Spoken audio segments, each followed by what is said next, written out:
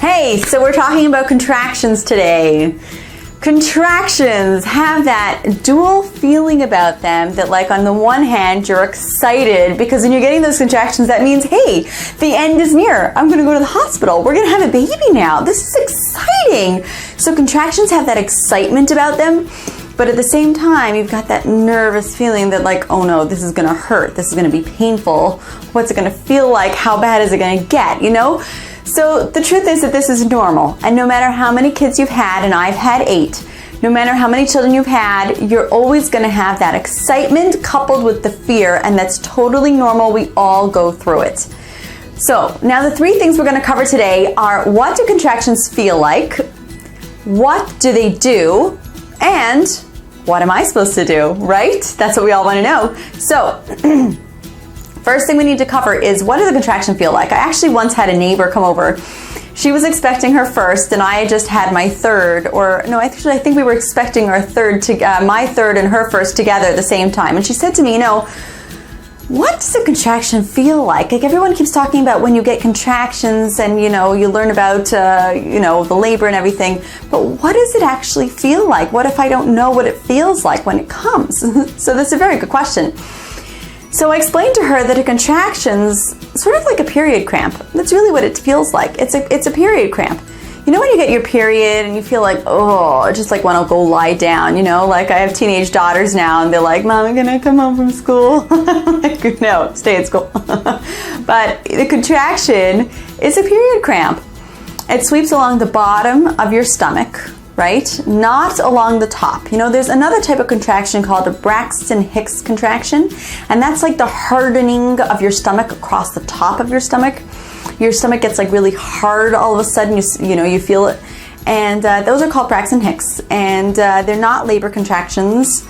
You might have them anytime during pregnancy, and usually it means that you need to drink, that you're dehydrated. So try drinking a little more and hopefully those will go away.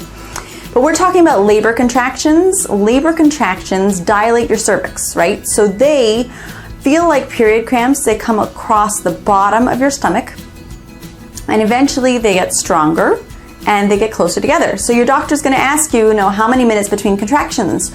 So what they want you to do is they want you to count from the beginning of one contraction until the beginning of the next contraction. That's called counting between contractions, okay? From the beginning of one till the beginning of the next.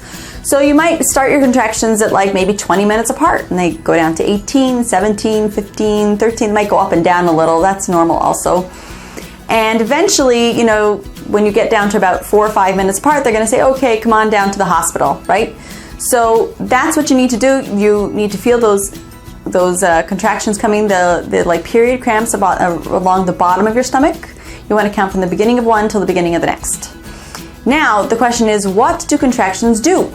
So they dilate your cervix. That's what everyone says. Now, what does that mean, dilate your cervix? So you know how you're pregnant the whole 9 months and the baby doesn't just fall out, right? There's a door. There's a door that prevents your baby from falling out when you're pregnant. That's good, right? So the door is sort of, it's thick and it's also closed, right? So the thickness is called, when you want to thin it out, they want to make it very thin, that's called effacement. And the opening it up from, up to 10 centimeters, that's called dilation. So you're going to hear, the personnel are going to tell you things like, oh, you're 30% effaced and 2 centimeters dilated. When you get up to 10 centimeters dilated and 100% effaced, that means that you're totally open, the door is open, and it's time to push the baby out, okay? That is what a contraction is supposed to do. It's supposed to open that door in order for you to birth your baby. And the third thing we want to cover is, what's my job, right? That's what we all want to know. What do I have to do now? Like, what's my job in this whole thing? So your job is simply to let the contractions do their job and not get in the way. Okay, that sounds easier than done. Not getting in the way means you don't want to cramp up your muscles. Okay, we're opening up. If you want to open up, you can't cramp up.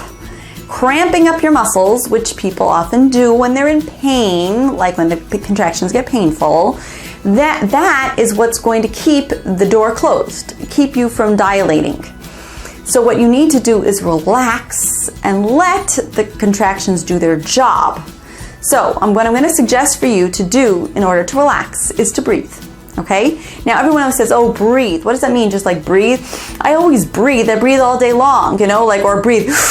You don't want to be having your elbow, your shoulders coming up and down, okay? Shoulders coming up and down is not the breathing that we want. We want filling your belly. Like, you want to fill your belly like a balloon. I know your belly's already like a balloon if you're 9 months pregnant, but it's just for sake of you want to fill your stomach like you're filling a balloon up. You want to fill up, and when you're filling up your stomach with air, you're pushing out on your stomach. What you're doing is you're stretching out those muscles. When you stretch out the muscles, then you can't cramp up at the same time. Okay? So when you cramp up, then you don't allow yourself to open up, but when you stretch out, you stretch your stomach. That doesn't allow you to cramp up your muscles, and it does allow you to dilate your cervix, okay? So that's your job. That's your entire job when you're in labor, is to allow the contractions to do their job and to not cramp up. And in order to accomplish that, you want to be breathing, filling your stomach with air, so that you can get dilated and be able to push that baby out. Congratulations to you, good luck, and I hope you're able to ride those waves of the contractions.